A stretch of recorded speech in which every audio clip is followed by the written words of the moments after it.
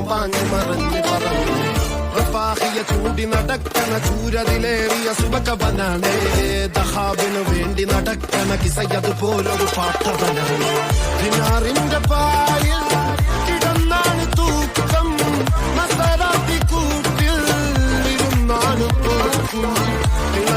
അഭിനയം അല്ലായിരുന്നെങ്കിൽ എന്താകുമായിരുന്നു? ഡ്രൈവറായിരുന്നു എനിക്ക് താല്പര്യമുള്ള നെക്സ്റ്റ് ഏറ്റവും താല്പര്യമുള്ളത് ഡ്രൈവിംഗ്.